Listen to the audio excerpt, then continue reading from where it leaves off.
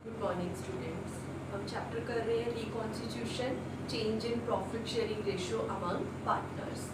इससे पहले हमने गुडविल निकालते कैसे हैं इसका वैल्यूएशन सीख लिया है, average profit method, super profit method and capitalization method. आज हम गुडविल का ट्रीटमेंट सीखेंगे कि जब प्रॉफिट शेयरिंग रेशियो चेंज होती है और यू कैन से जब रिकॉन्स्टिट्यूशन ऑफ फर्म होता है तब हमें गुडविल वैल्यूड करनी पड़ती है और गुडविल का ट्रीटमेंट करके उसके रिगार्डिंग हमें जर्नल एंट्रीज पास करनी होती है। तो हमने स्टार्टिंग में भी किया था कि ये जो चैप्टर है हमारा रिकॉन्स्टिट्यूशन में change in profit sharing ratio, ये पूरा चैप्टर मेनली 5 टॉपिक्स में डिवाइडेड है। तो इसके अंदर हमने क्या क्या करना है, सबसे पहले हम सैक्रिफाइसिंग रेशियो और गेनिंग रेशियो निकालते हैं। उसके बाद गुडविल हमारे पास होनी चाहिए पूरी फर्म की वैल्यूड गुडविल। अगर क्वेश्चन में ऑलरेडी गिवन है तो ठीक है, और अगर नहीं गिवन तो आपको देखना होगा कि क्वेश्चन के अकॉर्डिंगली कौन सा मेथड लगेगा, एवरेज, सुपर, कैपिटलाइजेशन। पहले गुडविल को वैल्यूड करना है और फिर उसका ट्रीटमेंट करना है, जो कि आज का हमारा बहुत ही मेन टॉपिक है, ट्रीटमेंट। उसके बाद जितने भी हमारे पास पुराने रिजर्व्स, अक्यूमुलेटेड रिजर्व्स या प्रॉफिट्स हैं, इनका हम ट्रीटमेंट सीखेंगे। ठीक है, प्रॉफिट का क्रेडिट बैलेंस भी हो सकता है, तो ये प्रॉफिट है, और अगर डेबिट बैलेंस है तो इसमें इसको हम लॉस कहेंगे। और इसके अंदर हमारे वर्कमैन कंपनसेशन रिजर्व और इन्वेस्टमेंट फ्लक्चुएशन रिजर्व, ठीक है, ये भी इन्हीं में ही आएंगे, वर्कमैन कंपनसेशन रिजर्व और इन्वेस्टमेंट फ्लक्चुएशन रिजर्व। आज के टॉपिक में हमारा गुडविल और ये दोनों कवर हो जाएंगे। उसके बाद revaluation of assets and reassessment of liabilities, और लास्ट 5th जो टॉपिक आएगा वो है कैपिटल एडजस्टमेंट। ये आपको मैंने स्टार्टिंग में भी इंट्रोडक्शन में बता दिया था। तो अब हम एक एक पॉइंट को जब रेशियो चेंज होती है उसके साथ कनेक्ट करें।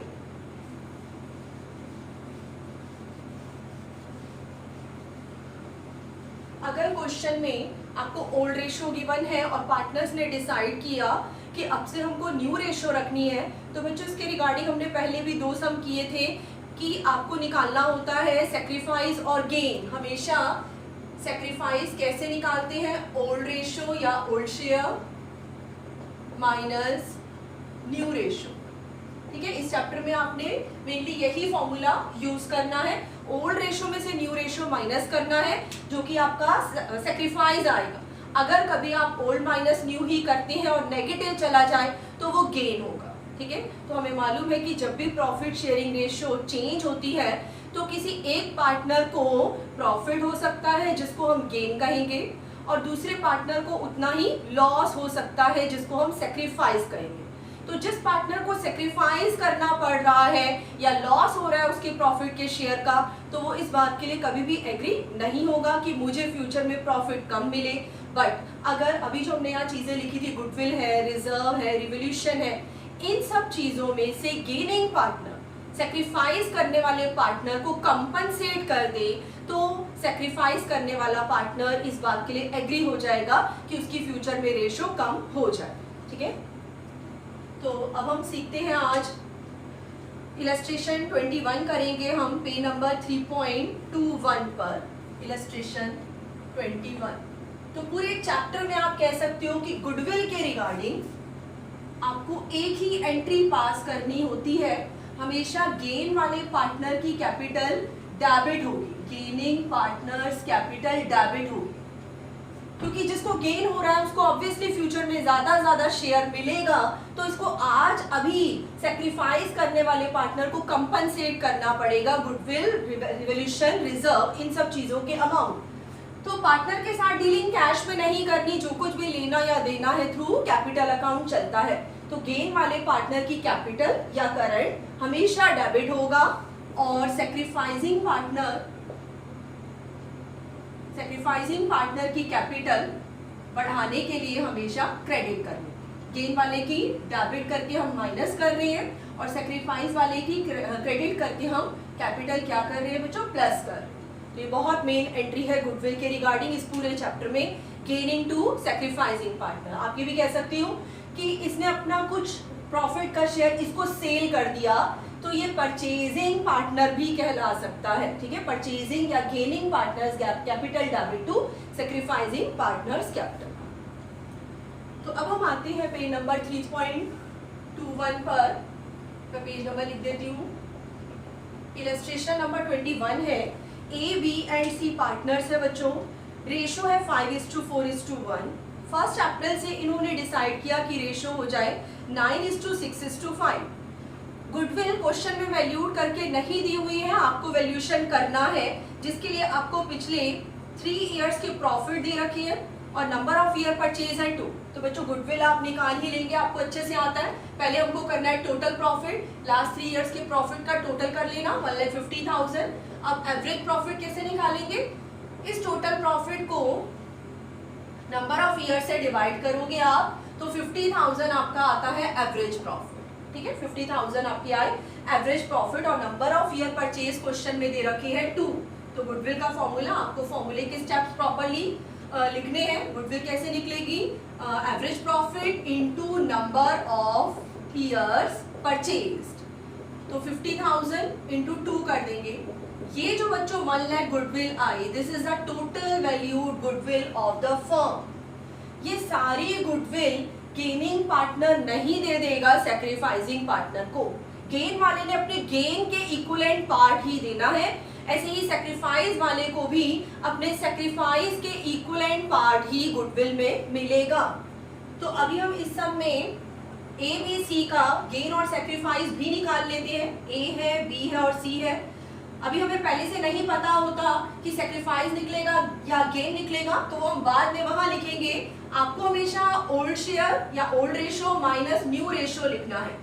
तो जैसे कि आप देख सकते हो कि ए का ओल्ड शेयर था 5/10 और अब से फ्यूचर में वो न्यू शेयर लेगा 9/20, ठीक है। तो 20 एलसीएम 10 माइनस 9 1/20, अगर पॉजिटिव ही आता है तो ये सैक्रिफाइस है, ठीक है। तो ए का फ्यूचर में शेयर कम होने जा रहा है, तो वो इस बात के लिए तभी एग्री होगा जब आज इसको गुडविल में से कुछ अमाउंट इसके सैक्रिफाइस का रिवॉर्ड और यू कैन सी कंपनसेशन मिल जाए। ऐसे ही हम बी का करेंगे बच्चों। तो बी का जब आप करते हो 4/10 माइनस 6/20 है इसका, तो 2/20 इसका भी सैक्रिफाइस आया, यानी बी ने भी सैक्रिफाइस किया। ए और बी दोनों की कैपिटल क्रेडिट होगी। और जब हम सी का करते हैं, old share 1/10 minus new share है इसका 5/20, 20 एलसीएम माइनस नेगेटिव में चला गया। तो मैंने आपको पहले ही बताया था, बेशक आप ये नेगेटिव का साइन लगाएं या ना लगाएं, लेकिन अकाउंट्स की जो टर्म है वो लिखना बहुत जरूरी है कि ओल्ड माइनस न्यू किया और नेगेटिव चला गया, तो सी का सैक्रिफाइस नहीं, क्या है, गेन है। और गेन वाला पार्टनर सैक्रिफाइस वाले पार्टनर को गुडविल की फॉर्म में कंपनसेट करेगा। तो अब हम यहाँ पर वर्किंग नोट में गुडविल के शेयर निकाल लेंगे, यानी कि ए को टोटल वैल्यूड गुडविल जो अभी हमने एवरेज प्रॉफिट मेथड से कैलकुलेट की थी 1 लाख, उसका 1/20 मिलेगा, जो कि आएगा 5,000, ठीक है। ऐसे ही बी का निकाल लेंगे बच्चों। बी का आएगा 1 लाख की गुडविल में 2/20, जो कि आएगा 10,000। और ऐसे ही हम सी का निकाल लेंगे 1 लाख की गुडविल में 3/20, तो सी का 15,000 आएगा। ऐसे सभी के गेन या सैक्रिफाइस के बराबर प्रोपोर्शनेट शेयर आपको वर्किंग नोट में पहले कंप्यूट करने हैं। फिर आपको जर्नल एंट्री जब रेशो चेंज हुई है, जो कि इस क्वेश्चन में गिवन थी 1 अप्रैल 2016, तो उस टाइम पर जर्नल का प्रॉपर फॉर्मेट बनाकर डेट, पर्टिकुलर्स, लेजर फॉलियो और आपको अमाउंट भी लिखने हैं यहाँ पर। तो ए और बी का सैक्रिफाइस है क्योंकि, तो हम ए की कैपिटल और बी की कैपिटल क्रेडिट करेंगे, 2A's कैपिटल 2B's कैपिटल। और सी का क्योंकि गेन है तो एंट्री में सी की कैपिटल क्या हो जाएगी, डेबिट हो जाएगी। सी से 15,000 लिए और ए और बी को दिए। ए को देना है आपने 5,000 और बी को देना है आपने 10,000। डेबिट क्रेडिट ऑटोमेटिकली इक्वल होगा ही होगा। और ये आपको बताया हुआ है कि हर क्वेश्चन में जो टोटल सैक्रिफाइस होता है वो टोटल गेन के बराबर होगा ही होगा। इसको भी आप चेक कर सकते हैं कि सी का गेन जो है, सी का गेन ए और बी के सैक्रिफाइस के बराबर है। तो यहाँ पर सी ने ए और बी को कंपनसेट कर दिया है। ठीक है, gaining partner to sacrificing partner हो गया है। अब ये फ्यूचर में प्रॉफिट शेयरिंग रेशियो चेंज कर सकते हैं। ठीक है, तो आपको मेन ये एंट्री ध्यान रखनी है, gaining partners capital direct to sacrificing partner. Next हम पर आएंगे अब हम इलस्ट्रेशन 22।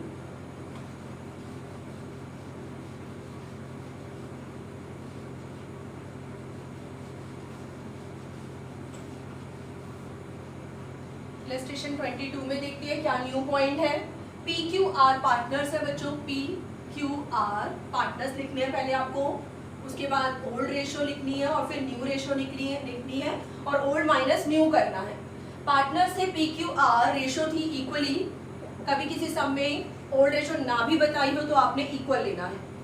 अब बच्चों ध्यान से लाइन को पढ़ना है। They decided that in future R was get 1/5 share in profit.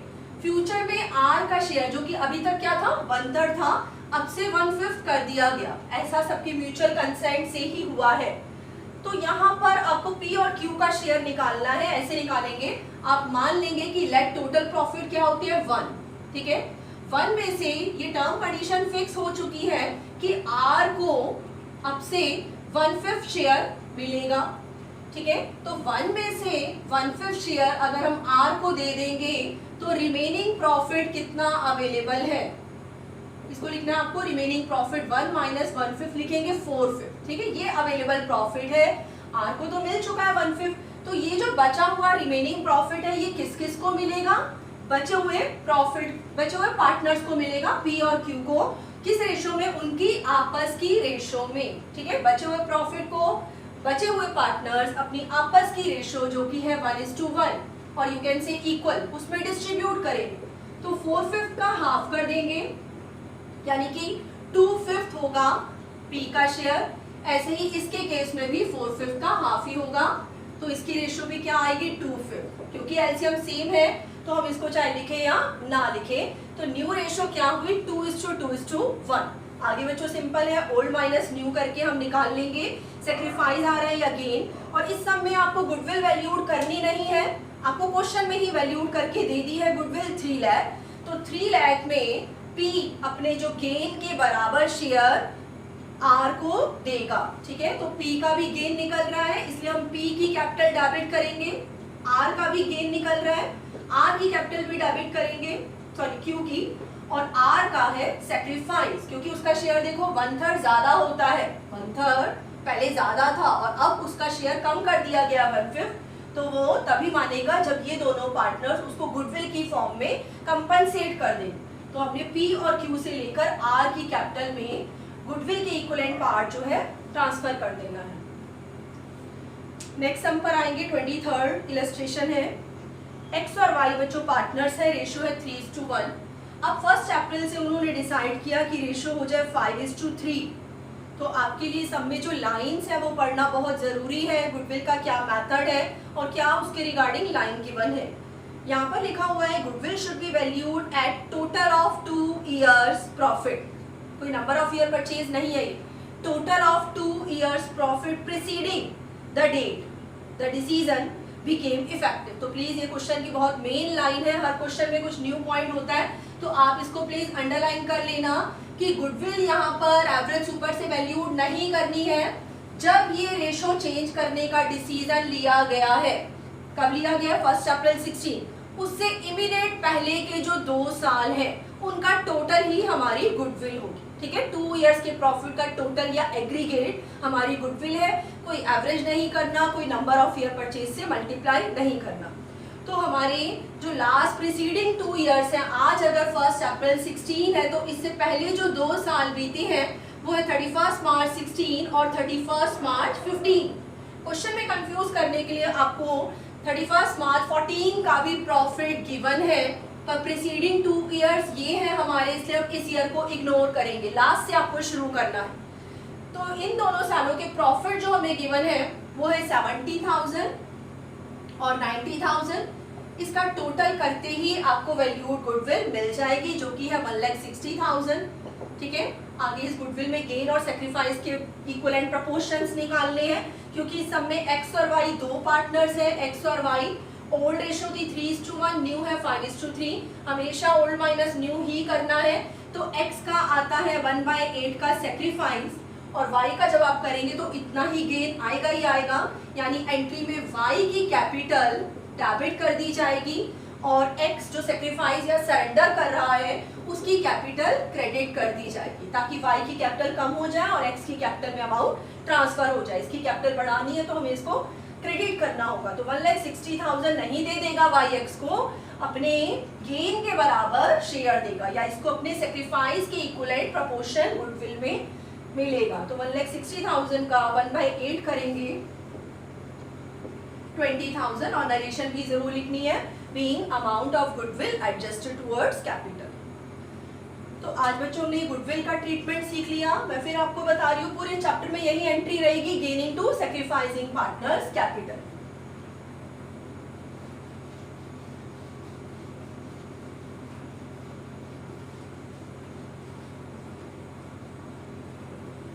Next goodwill हो गया है। अब हम नेक्स्ट टॉपिक सीख रहे हैं इलस्ट्रेशन 24 से। इसमें हम ये सीखेंगे जितने भी ओल्ड पार्टनर्स या जितने भी पार्टनर्स हैं उनकी पुरानी बैलेंस शीट में जितने भी रिजर्व्स, एक्यूमुलेटेड प्रॉफिट्स के बैलेंसेस पड़े हुए हैं उनको ओल्ड पार्टनर्स अपनी ओल्ड रेशो में डिस्ट्रीब्यूट करेंगे। तो सिंपल से कह सकते हैं ओल्ड चीजें ओल्ड पार्टनर्स की ओल्ड रेशो में डिस्ट्रीब्यूट करनी ही करनी है। वो क्या क्या चीजें हो सकती हैं? आपको मालूम है कि बैलेंस शीट अगर हम हॉरिजॉन्टल बनाएं, ठीक है, मैं आपको समझाने के लिए बता रही हूँ, बनानी नहीं है। आपका रिजर्व यहाँ पर आता है, P&L यहाँ पर भी हो सकता है बच्चों, यहाँ पर भी हो सकता है, ठीक है। ये क्रेडिट बैलेंस होता है यानी कि प्रॉफिट है, और ये डेबिट बैलेंस होता है यानी कि लॉस है। इस साइड पर और क्या हो सकता है? एडवर्टीजमेंट एक्सपेंसेस, यानी कोई भी deferred revenue expenditure, deferred revenue expenditure हो सकता है, ठीक है। ये लॉस की आइटम है, जनरली दो हम कह सकते हैं, एक P&L का डेबिट बैलेंस और एक डेफर्ड रेवेन्यू एक्सपेंडिचर यानी एडवर्टीजमेंट एक्सपेंसेस। इस साइड पर कोई भी रिजर्व हो सकता है, नॉर्मल रिजर्व हो सकता है, कंटिजेंसी रिजर्व हो सकता है, जो फ्यूचर में कोई कंटिजेंसी अचानक से लायबिलिटी अराइज ना हो जाए उसके लिए पार्टनर्स अपने प्रॉफिट में से बचा बचा के ये सारे रिजर्व्स बनाते हैं। P&L अगर सिंपल लिखा हुआ है लायबिलिटी साइड में या क्रेडिट लिखा है तो ये प्रॉफिट है। और क्या क्या चीजें होती है? वर्कमैन कंपनसेशन रिजर्व होता है, अभी आएगा इसके ऊपर सब मैं समझाऊंगी। और एक होता है इन्वेस्टमेंट फ्लक्चुएशन रिजर्व, ठीक है। तो मेन आइटम ये सारी है जिसका आपको ट्रीटमेंट करना है। ये ओल्ड चीजें थी, यानी रेशो चेंज करने से या रिकॉन्स्टिट्यूशन से पहले की, तो ओल्ड आइटम्स ओल्ड पार्टनर्स की ओल्ड रेशो में डिस्ट्रीब्यूट करनी है, ठीक है। अगर कुछ नहीं कहा, साइलेंट है क्वेश्चन में, तो भी डिस्ट्रीब्यूट करनी है, और अगर कह रही है कि डिस्ट्रीब्यूट कर दो तो भी करनी है। कभी क्वेश्चन में ये भी कह सकते हैं they do not want to distribute और डिस्टर्ब दीज आइटम्स, तो नॉट वाला टॉपिक हमारा नेक्स्ट क्लास में रहेगा। आज हम ये सीख रहे हैं कि जब डिस्ट्रीब्यूट करने के लिए कहा हो, ठीक है, या साइलेंट हो तो भी यही करना है, डिस्ट्रीब्यूट करना है। तो जितनी भी क्रेडिट वाली चीजें होती है, जैसे रिजर्व है, या प्रॉफिट एंड लॉस का क्रेडिट बैलेंस है, या वर्कमैन कंपनसेशन रिजर्व है, इन्वेस्टमेंट फ्लक्चुएशन फंड है, इन सभी के अभी तक क्रेडिट बैलेंस से इनको उठा के हमने क्या कर दिया? रिवर्स डेबिट कर दिया, बिकॉज इनका बैलेंस हमको खत्म करना है। रिकॉन्स्टिट्यूशन से पहले या रेशो चेंज करने से पहले उनको ये पुरानी चीजें पार्टनर्स ने अपनी आपस की ओल्ड रेशो में लिख देती हूँ यहाँ पर, डिस्ट्रीब्यूट भी करनी है, ठीक है। तो जितने भी पार्टनर्स हैं उनकी कैपिटल या करंट में जाके ये बैलेंसेस ट्रांसफर होंगे। और लॉस के लिए हम क्या करेंगे? पार्टनर्स की कैपिटल डेबिट करेंगे, क्योंकि लॉस पार्टनर्स को सफर करना पड़ेगा। पार्टनर की कैपिटल रिड्यूस करनी है तो डेबिट, पार्टनर की कैपिटल इंक्रीज करनी है तो क्रेडिट। और ये जो लॉस जिनके डेबिट बैलेंसेस थे इनको अब हम क्रेडिट कर देंगे, टू P&L कर देंगे कि लॉस नहीं रहा, ऐसे ही डेफर्ड रेवेन्यू एक्सपेंडिचर का डेबिट बैलेंस था, इसको हम उठा के क्रेडिट कर देंगे, सो दैट सारे बैलेंसेस निल या कैंसल हो जाए और अब इनकी न्यू बैलेंस शीट में ये आइटम्स नहीं आएंगे। तो देखिए बच्चों, अब हम करते हैं इलस्ट्रेशन 24।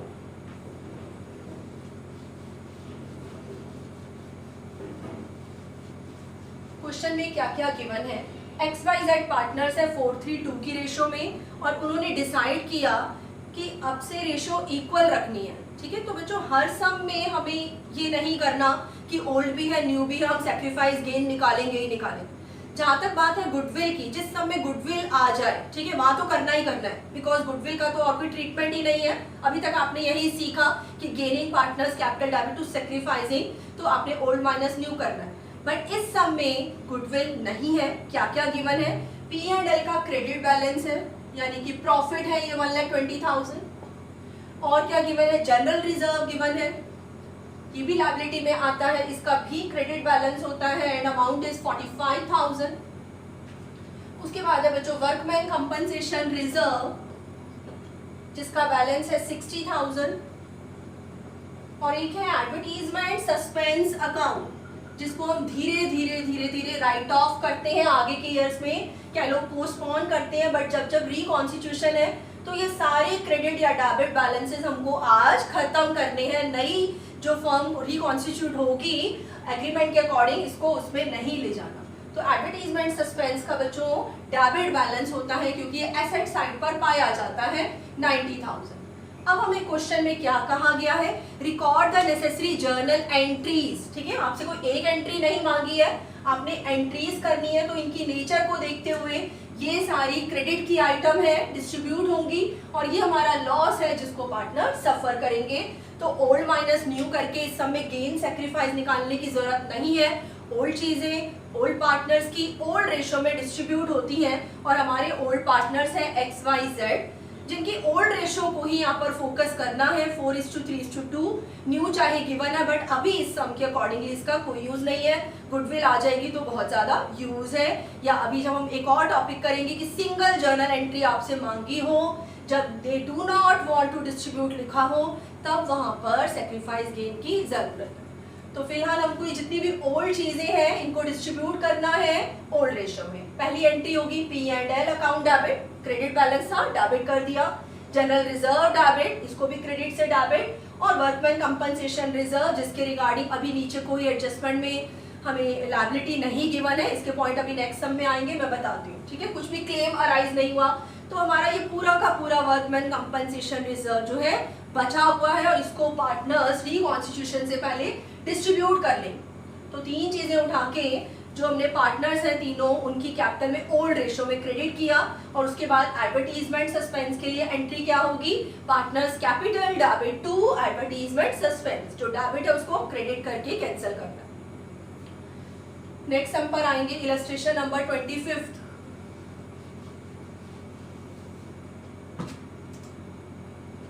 बच्चों सब में बबीता, कविता और दिनेश पार्टनर है।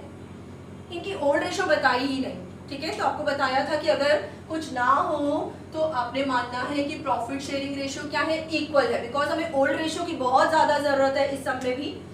इनकी न्यू रेशो फ्यूचर में 2:3:5 होने जा रही है। अब इस डेट को इनकी बैलेंस शीट में एक कंटिजेंसी रिजर्व पड़ा हुआ था। कंटिजेंसी रिजर्व का क्रेडिट बैलेंस होता है, और एक P&L का debit word is mention here, underline please. Debit balance है तो ये लॉस है बच्चों, और गुडविल भी है। तो ओल्ड रेशो भी है हमारे पास, और न्यू रेशो फ्यूचर में जो इन्होंने चेंज की है वो है 2:3:5। तो जहां पर भी पॉइंट आ जाए गुडविल का, तो वहां पर तो आपको gaining partners capital debit to sacrificing करना ही करना है। ठीक है, तो आप ओल्ड माइनस न्यू कर लेंगे बच्चों। तो जैसे कि बबीता का इसमें सेक्रीफाइस आएगा 4/30 के इक्वलेंट, ओल्ड माइनस न्यू किया। ऐसे ही नेक्स्ट कौन है? कविता है, इसका भी ओल्ड माइनस न्यू किया तो सेक्रीफाइस आया। और लास्ट वाले पार्टनर दिनेश का 5/30 का गेन आया। तो वेरीफाई कर सकते हो कि जितना इसका गेन है उतना ही इन दोनों का सेक्रीफाइस है। ठीक है, तो आपको गुडविल के रिगार्डिंग तो ये एंट्री करनी ही करनी है कि दिनेश की कैपिटल से लेंगे आप, और बबीता और कविता की कैपिटल में ट्रांसफर करेंगे। ठीक है, गुडविल आपको क्वेश्चन में क्लियरली गिवन है, वैल्यूड है 3,60,000। तो ये जो 3,60,000 वैल्यूड करके दे दी है, this is the total goodwill of the firm. इसमें दिनेश जो है अपने गेन के इक्वलेंट पार्ट देगा सेक्रीफाइसिंग पार्टनर्स को। तो जब इसका 5/30 करेंगे तो ये आएगा 60,000। ऐसे ही इसको अपने सेक्रीफाइस के बराबर मिलेगा, यानी कि 3,60,000 का 4/30 48,000, ऐसे ही 3,60,000 का 1/30 करके देख लेंगे बच्चों, जो कि आएगा 12,000। तो ये डेबिट क्रेडिट बराबर आएंगे। ये हमने क्या किया है, एडजस्टमेंट की है किसकी, गुडविल की, ठीक है, गुडविल की एक ही एंट्री, गेनिंग टू सेक्रीफाइस। अब जो इस सब में बाकी चीजें हैं जैसे कि कंटिजेंसी रिजर्व और P&L का डेबिट बैलेंस, दो अलग अलग नेचर की आइटम है। रिजर्व हमारा क्रेडिट होता है और P&L हमारा डेबिट होता है, तो हमने इनको सेपरेट रखना है। कंटिजेंसी रिजर्व को डिस्ट्रीब्यूट करेंगे, contingency reserve debit to Babita, Kavita, Dinesh, old ratio, ठीक है, यहाँ पर ओल्ड रेशो का यूज करना है, न्यू देखना भी नहीं है। ऐसे ही जो हमारा P&L का डेबिट बैलेंस है, इनसे पार्टनर की कैपिटल ओल्ड रेशो में ही डेबिट होगी। Next entry, Babita, Kavita capital debit, Dinesh capital debit to P&L, loss नहीं रहा, तो हमने रिजर्व को डिस्ट्रीब्यूट कर देना है। लॉस पार्टनर सफर करेंगे और गुडविल का तो एक ही ट्रीटमेंट बताया आपको, गेनिंग टू सेक्रीफाइस करेंगे, जिसके लिए आपको न्यू रेशो इसमें से माइनस करके गेन सेक्रीफाइस जरूर पहले निकालनी है। अब बच्चों 26 सम पर आएंगे। This is very very important, आप भी प्लीज इंपॉर्टेंट लगा लेना इसको, क्योंकि ये पूरा ही सम वर्कमैन कंपनसेशन रिजर्व पर बेस्ड है, ठीक है। इलस्ट्रेशन 26, वर्कमैन कंपनसेशन रिजर्व, इसका हम ट्रीटमेंट सीखेंगे और क्वेश्चन में आपको 4 अलग अलग केसेस गिवन है। तो सबसे पहले वर्कमैन कंपनसेशन रिजर्व क्या होता है।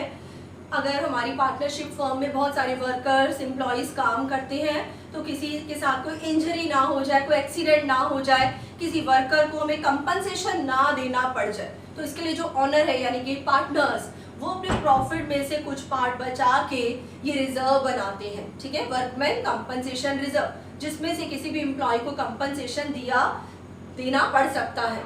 तो यहाँ पर क्वेश्चन में PQR हमारे 3 पार्टनर्स हैं, चेंज इन रेशो का सम है, ठीक है।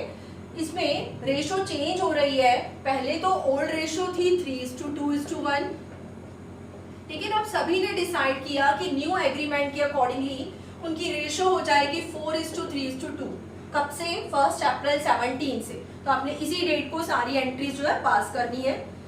अकाउंटिंग ट्रीटमेंट, ये ऑल्टरनेटिव केसेस दे रखे हैं 4, केस 1, 2, केस 3 और केस 4। और एक वेरी इंपॉर्टेंट चीज, पार्टनरशिप फर्म में बैलेंस शीट में इधर एसेट्स आती है, इधर लायबिलिटी आती है, सारे रिजर्व, कंटिजेंसी रिजर्व, P&L यहाँ पर आते हैं, और वर्कमैन कंपनसेशन रिजर्व का भी क्रेडिट बैलेंस होता है, तो ये यहाँ पर आता है। हमने प्रॉफिट में से बचा के पहले से ही PQR ने 60,000 वर्कमैन कंपनसेशन रिजर्व बनाया हुआ। अब जब फर्म का एग्रीमेंट नए सिरे से स्टार्ट हो रहा है, तो इसको कैंसल करना है। हर केस में ये जो रिजर्व है जिसका क्रेडिट बैलेंस है, डेबिट होके ही रहेगा, ठीक है, ये जरूर कैंसल होना चाहिए। तो इसके लिए 4 अलग अलग केसेस हैं, हम इनको अंडरस्टैंड करते हैं। केस 1 कहता है कि if there is no other information, कोई इंफॉर्मेशन ही नहीं है इस वर्कमैन कंपनसेशन के बारे में कि किसी वर्कर को क्लेम देना भी है या नहीं, यानी कोई क्लेम अराइज ही नहीं हुआ होगा, तो आपने ओल्ड चीजें, जितने भी ओल्ड पार्टनर्स हैं, इनकी ओल्ड रेशो में डिस्ट्रीब्यूट करनी है। तो केस 1 आपको पूरा जर्नल का फॉर्मेट बनाना है बच्चों। हम वर्कमैन कंपनसेशन रिजर्व को पूरे अमाउंट 60,000 जिससे उसका क्रेडिट बैलेंस था, ठीक है, अब हमने उसको उठा के क्या कर दिया, डेबिट कर दिया, और ये अमाउंट P, Q और R की कैपिटल में ट्रांसफर हो जाएगा। किस रेशो में, वेरी इंपॉर्टेंट, ओल्ड रेशो में। ये नरेशन में आपको जरूर लिखना है, being amount of workman compensation reserve distributed among old partners in their old ratio which is 3:2:1, ठीक है। तो जो भी अमाउंट है 30, 20, 10 इनको मिल जाएंगे। Case 2 very very important, if a claim on account of workman compensation is estimated at ₹24,000, हमारे पास workman compensation reserve 60,000 है बच्चों, और अब पता चला रिकॉन्स्टिट्यूशन के टाइम पर कि क्लेम का 24,000 देना पड़ेगा, तो रिजर्व ज्यादा है, इसमें से क्लेम इतना आसानी से पे किया जा सकता है। हम जो केसेस कर रहे हैं, कभी क्लेम होगा ही नहीं, कभी क्लेम कम होगा, कभी क्लेम रिजर्व के बराबर होगा और कभी क्लेम रिजर्व से ज्यादा होगा। तो ये 4 केसेस है। अभी हमने किया कि क्लेम था ही नहीं, किसी वर्कर को कोई क्लेम देना ही नहीं है, कोई लायबिलिटी या प्रोविजन बनाना ही नहीं है, तो सारा रिजर्व बच गया और ओल्ड पार्टनर्स की ओल्ड रेशो में डिस्ट्रीब्यूट हो गया, न्यू का कुछ करना ही नहीं। अब हम जो केस सेकंड कर रहे हैं उसमें क्लेम है, नीचे एडजस्टमेंट में गिवन है बट वो कम है, 24,000 है, तो इसकी एंट्री हम यहीं पर ही चेंज कर लेते हैं बच्चों। यहाँ पर to claim for workman compensation या आप to provision for workman compensation claim ऐसा भी लिख सकते हैं। 60,000 इनफ रिजर्व है, सफिशिएंट है, इसमें से 24,000 आपने लायबिलिटी के लिए रखा और ये नई बैलेंस शीट में लायबिलिटी में भी जाएगा अगर पूछा है तो। 24,000 हमने प्रोविजन बना लिया कि इतना क्लेम हमें देना पड़ेगा और रिमेनिंग 60 माइनस 24 जो 36,000 रिमेनिंग अमाउंट बचेगा उसको ओल्ड पार्टनर्स की ओल्ड रेशो में हमने डिस्ट्रीब्यूट करना है जो कि आएंगे 18,000, 12,000 और 6,000। तो इस केस में पार्टनर को पहले वाले केस से कम मिला बिकॉज हमें इतना अमाउंट प्रोविजन में जरूर रखना है, ऐसा क्वेश्चन में गिवन। ठीक है, तो कैसा भी केस क्यों ना हो हमने रिजर्व को पूरे अमाउंट जितने से वो क्रेडिट है उतने से डेबिट हर केस में करना। केस थर्ड करते हैं।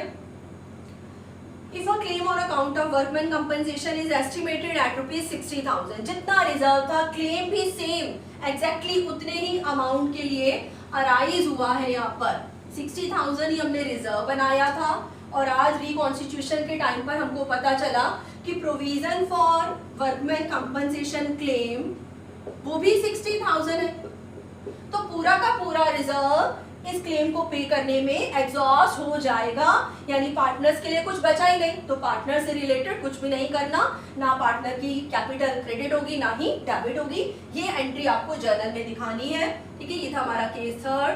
अब हम लास्ट कर रहे हैं case fourth. Workman compensation reserve हर केस में 60,000 से डेबिट होगा ही होगा। ये केस बहुत इंपॉर्टेंट है, इसको बच्चों प्लीज ध्यान से अंडरस्टैंड करें। रिजर्व हमने बनाया था 60,000, लेकिन अब की बार जो लायबिलिटी अराइज हुई है वो रिजर्व के अमाउंट से ज्यादा की लायबिलिटी अराइज हुई। जैसे मैंने आपको भी बताया कि 4 केस होंगे कि भाई एक बार तो लायबिलिटी है ही नहीं, एक बार रिजर्व ज्यादा है क्लेम कम है, एक बार हमने किया कि जितना रिजर्व है उतना ही क्लेम है बराबर। ठीक है, ये था बराबर का केस कि पार्टनर्स में कुछ भी नहीं जाएगा। अब ये लास्ट केस है कि जितना रिजर्व बनाया 60,000, क्लेम उससे ज्यादा का देना है 75,000, तो क्लेम के आगे प्रोविजन के आगे 75,000 आगे ही रहेगा। ठीक है, to provision for workman compensation claim, ये हमारी लायबिलिटी ज्यादा है 75,000 की है और रिजर्व में पड़े हैं कम। जितने से रिजर्व क्रेडिट था चारों केस में उतने से ही डेबिट करना। अब देखिए बच्चों यहाँ डिफरेंस आ रहा है। ठीक है, रिजर्व हमने कम का बनाया और लायबिलिटी के लिए हमको ज्यादा रखना है बैलेंस शीट में, तो 15,000 हमारा क्या है लॉस है। तो यहाँ पर आप एक न्यू टर्म सीखेंगे, जब भी लायबिलिटी ज्यादा हो जाए तो लॉस होता है, लॉस से रिवैल्यूएशन अकाउंट डेबिट होगा। रिवैल्यूएशन अकाउंट बहुत मेन है जो कि रिकॉन्स्टिट्यूशन के हर चैप्टर में बनेगा, चेंज इन में भी आएगा रिवैल्यूएशन। ठीक है, इसके अगला टॉपिक पूरा ही रिवैल्यूएशन पर बेस्ड है, एडमिशन में भी आएगा, रिटायरमेंट में भी आएगा और डेथ में भी आएगा। ठीक है, रिवैल्यूएशन जब भी आप कह सकते हो कि लायबिलिटी हमारी ज्यादा हो, ठीक है, तो रिवैल्यूएशन में लॉस होता है, और एसेट अगर कम हो तो भी रिवैल्यूएशन में लॉस होता है। लायबिलिटी का कम होना या लायबिलिटी का ज्यादा होना या एसेट का कम होना हमारा क्या है लॉस है, और इसका वाइस वर्सा कि अगर हमारी जो लायबिलिटीज है उनकी वैल्यू कम हो जाए और यू कैन से एसेट की वैल्यू ज्यादा हो जाए तो हमें रिवैल्यूएशन में प्रॉफिट होगा। ठीक है बच्चों, मैं एक बार फिर बता देती हूँ, लायबिलिटी का ज्यादा होना और एसेट का कम हो जाना ये हमारा रिवैल्यूएशन में लॉस होता है, और इसका रिवर्स लायबिलिटी जितनी कम हो और एसेट की वैल्यू जितनी ज्यादा हो जाए at the time of reconstitution तब हमें रिवैल्यूएशन में प्रॉफिट होता है। तो यहाँ क्या हो रहा है कि लायबिलिटी ज्यादा हो रही है इसलिए हमें लॉस सफर करना पड़ेगा, इसको एक सेपरेट अकाउंट रिवैल्यूएशन में डालना है। लॉस से रिवैल्यूएशन अकाउंट डेबिट होता है 15,000, इन दोनों का डिफरेंस। अब जैसे ही आपने रिवैल्यूएशन को डेबिट किया, इसका इफेक्ट ये जो लॉस है ये पार्टनर सफर भी करेंगे। पार्टनर से हमारे PQR, तो लॉस से सभी पार्टनर की कैपिटल P की, Q की और R तीनों पार्टनर की कैपिटल ओल्ड रेशो में, ठीक है, ओल्ड रेशो क्या थी 3:2:1 थी, इसमें ये रिवैल्यूएशन के लॉस को सफर करेंगे। यानी रिवैल्यूएशन 15,000 से आपने डेबिट किया है तो नेक्स्ट एंट्री में उसको क्रेडिट भी करना है ताकि लॉस ना रहे। इसको पार्टनर की कैपिटल में हमने ट्रांसफर कर दिया, पार्टनर ने लॉस सफर कर लिया तो हमने देखा कि सब में न्यू रेशियो बस यूं ही थी, यहाँ पर अभी इसका कोई यूज नहीं है। ओल्ड चीजें ओल्ड पार्टनर्स की ओल्ड रेशियो में डिस्ट्रीब्यूट करनी है।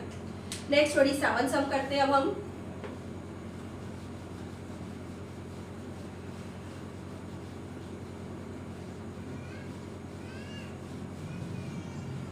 बहुत इजी है। मीता, गोपाल और फरहान 3 पार्टनर्स है बच्चों, रेशियो है 3:1। 31 मार्च को उन्होंने डिसाइड किया कि रेशियो हो जाए न्यू 5:3:2। तो यहाँ पर आपको क्या क्या आइटम्स गिवन है। डेफर्ड, एडवर्टीजमेंट एक्सपेंडिचर दे रखा है जो कि लॉस होता है, ठीक है। तो लॉस से आपको पार्टनर की कैपिटल क्या करनी है, डेबिट करनी है। Deferred revenue expenditure. उसके बाद कंटीजेंसी रिजर्व है, तो कंटीजेंसी रिजर्व पार्टनर्स में डिस्ट्रीब्यूट होता है। Contingency reserve debit to partners capital. ये जो एंट्रीज है किस रेशो में करनी है, अभी हमने सीखा ओल्ड रेशो में, ठीक है। इन पुरानी चीजों को, रिजर्व प्रॉफिट को डिस्ट्रीब्यूट करने के लिए या लॉस जब भी पार्टनर सफर करेंगे तो अपने ओल्ड रेशो का ही यूज करना है। ये हमारा लॉस था, कैपिटल हो गई डेबिट, और कंटीजेंसी रिजर्व का क्रेडिट बैलेंस था जो कि पार्टनर की कैपिटल में जाएगा, तो कैपिटल हो गई हमारी क्रेडिट। उसके बाद वर्कमैन कंपनसेशन रिजर्व का पॉइंट है बच्चों 48,000, और नीचे क्लेम भी अराइज हुआ है। रिजर्व है कम और क्लेम है हमारा ज्यादा 60,000। अभी हमने ऐसा केस किया था और आपको बताया कि वर्कमैन कंपनसेशन रिजर्व चारों में से कोई भी केस क्यों ना आ जाए, जितने से क्रेडिट है उतने से कैंसल या डेबिट होके रहेगा, पर आपको क्लेम में कितना रखना है, to provision for workman compensation claim में 60 रखने हैं। तो रिजर्व कम है, क्लेम है ज्यादा, तो डिफरेंस 12,000 जो कि है हमें रिवोल्यूशन में लॉस सफर करना पड़ेगा, क्योंकि लायबिलिटी का ज्यादा होना इज अवर लॉस। और जैसे ही आप ये रिवोल्यूशन डेबिट करेंगे, इसको सभी पार्टनर इस लॉस को सफर भी करेंगे, जितने भी पार्टनर्स हैं, पार्टनर्स की कैपिटल डेबिट टू रिवोल्यूशन। तो सभी एंट्रीज में हमने देखा कि ओल्ड रेशो का ही यूज हुआ है, लेकिन सिर्फ लास्ट गुडविल का भी पॉइंट है यहाँ पर 4,80,000 आपको वैल्यूड करके दे रखी है। तो अब यहाँ पर आपको ओल्ड माइनस न्यू करके आपको सेक्रीफाइस गेन जरूर जानना है। तो देखते हैं कि किसका गेन है और किसका सेक्रीफाइस है। जब आप ये करेंगे बच्चों, तो मीता का जितना ओल्ड शेयर था उतना ही न्यू है, यानी ना तो उसको गेन हो रहा है ना ही सेक्रीफाइस हो रहा है, उसके शेयर पे कोई इफेक्ट ही नहीं है। तो गुडविल वाली एंट्री के लिए मीता को बीच में नहीं लाना है। गेनिंग पार्टनर कौन है, फरहान, तो फरहान गेनिंग पार्टनर की कैपिटल डेबिट कर दी जाएगी, और गोपाल जिसका क्या है सेक्रीफाइस है, उसकी कैपिटल क्रेडिट कर दी जाए, ठीक है। तो गेनिंग टू सेक्रीफाइसिंग जो वैल्यूड गुडविल थी आपकी, गुडविल वैल्यूड है 4,80,000, उसमें फरहान अपने गेन के इक्विवेलेंट पार्ट गोपाल को पे करेगा, ठीक है। तो ये आ जाएगा 16,000। तो ये हम इतनी जर्नल में एंट्री सारी दिखाएं। आज का बच्चों लास्ट हम कर रहे हैं, जैसा हमने वर्कमैन किया था उसी से मिलता जुलता ये है, इन्वेस्टमेंट फ्लक्चुएशन रिजर्व। लेकिन एक पॉइंट प्लीज ध्यान से समझेंगे,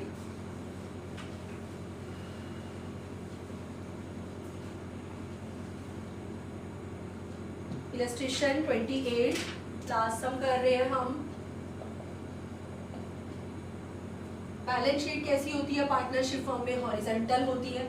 अभी आपने देखा कि वर्कमैन कंपनसेशन रिजर्व कहाँ आया था, लायबिलिटी में आया था। कोई भी रिजर्व होता तो लायबिलिटी में ही आएगा। ऐसे ही इन्वेस्टमेंट फ्लक्चुएशन रिजर्व या फंड भी बोलते हैं इसको, ये भी कहाँ आता है, लायबिलिटी में आता है।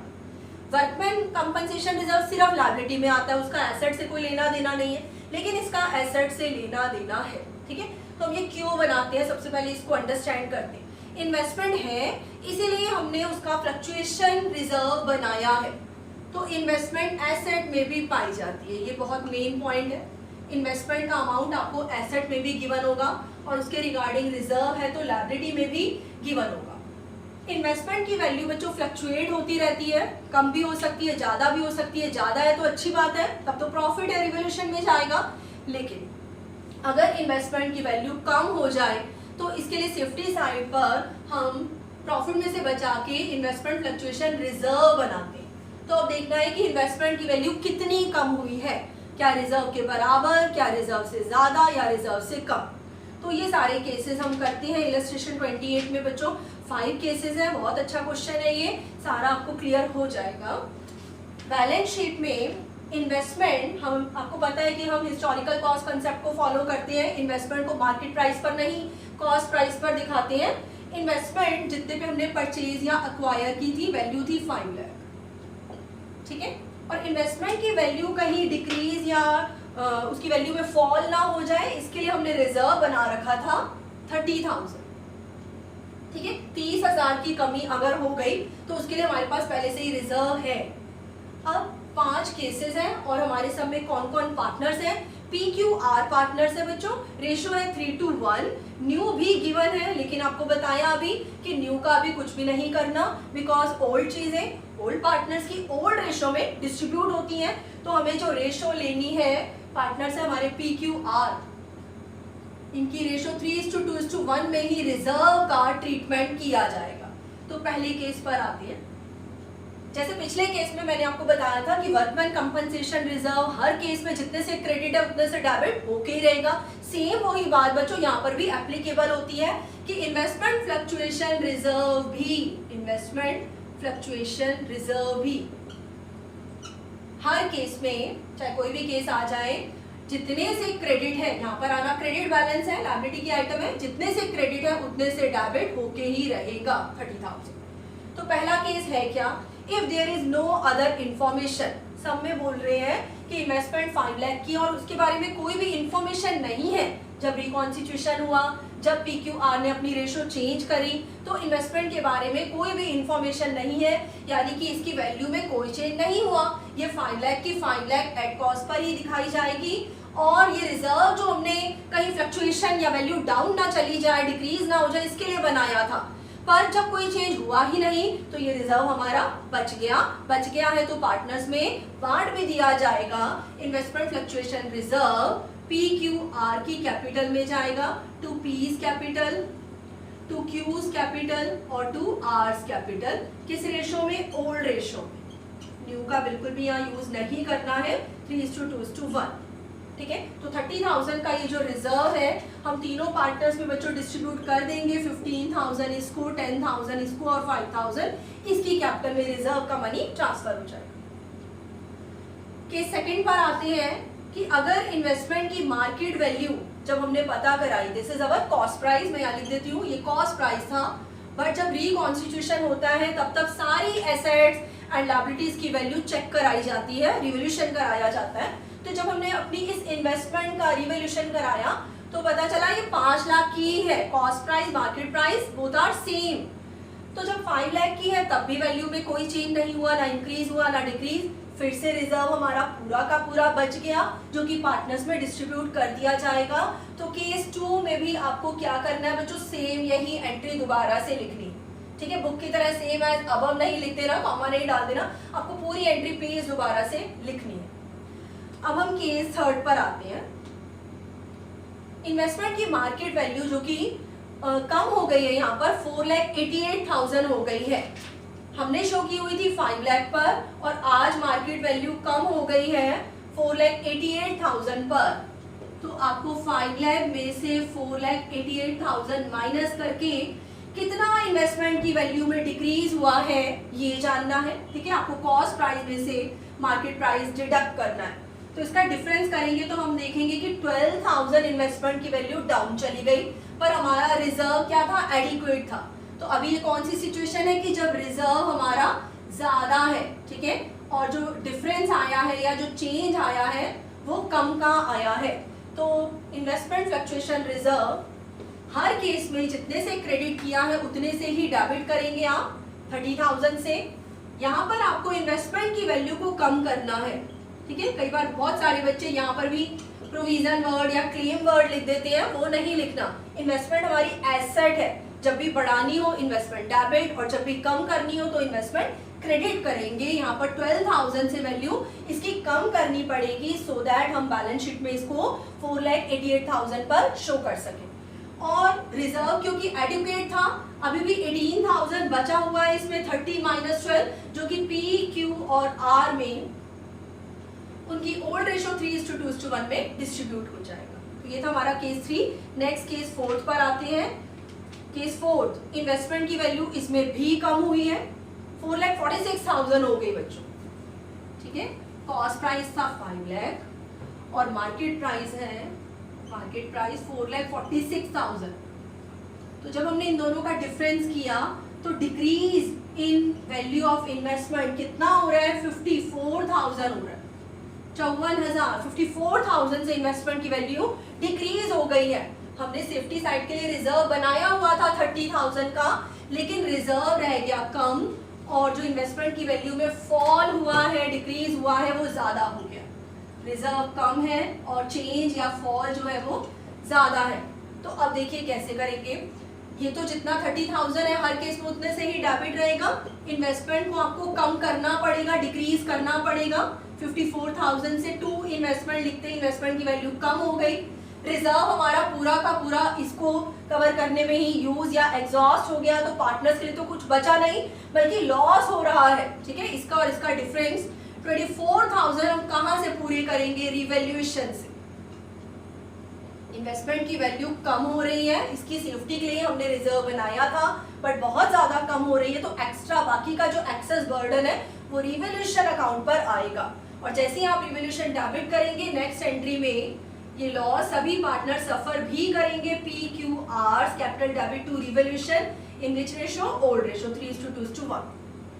ठीक है, और अब हम लास्ट इसका केस करने जा रहे हैं कि इन्वेस्टमेंट की वैल्यू आज जब मार्केट में उसका प्राइस देखा गया है तो वो बढ़ गई है बच्चों, कम नहीं हुई। 5 लाख थे, ज्यादा हो गई है, 5,06,000 हो गई है। Market price 5,06,000। ये रिजर्व सिर्फ कमी ना हो जाए इन्वेस्टमेंट की वैल्यू में, इसलिए बनाया जाता है। ठीक है, यहाँ पर तो इन्वेस्टमेंट की वैल्यू 6,000 से अप हो रही है, बढ़ रही है, तो जब भी इन्वेस्टमेंट की वैल्यू बढ़े तो ये हमारा प्रॉफिट होता है, रिवैल्यूएशन में आएगा। और इस रिजर्व की तो जरूरत ही नहीं पड़ी कोई लॉस चार्ज करने के लिए, तो ये पूरा का पूरा बच गया रिजर्व और पार्टनर्स में डिस्ट्रीब्यूट भी कर दिया जाएगा 30,000।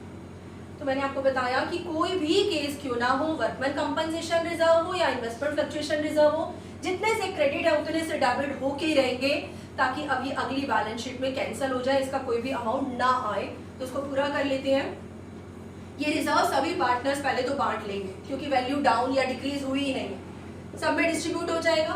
अब आपको इन्वेस्टमेंट की वैल्यू को बढ़ाना है। कम करने के लिए इन्वेस्टमेंट डेबिट करते थे, तो बढ़ाने के लिए, कम करने के लिए इन्वेस्टमेंट क्रेडिट करते थे, तो बढ़ाने के लिए क्या करेंगे, डेबिट करेंगे। और 2 रिवॉल्यूशन का प्रॉफिट हो रहा है। इन्वेस्टमेंट अब 5 लाख नहीं, 5,06,000 दिखानी है, तो 6,000 से इन्वेस्टमेंट को पहले आपको डेबिट करके इंक्रीज करना होगा।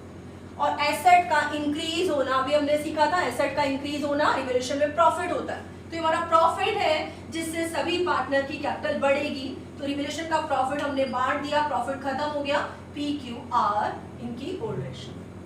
तो बच्चों आज का जो टॉपिक है आपको 21 to 28 इतनी इलस्ट्रेशन अच्छे से रिवाइज करनी है प्लीज। ठीक है, एक्सरसाइज सब करना है। Okay, thank you.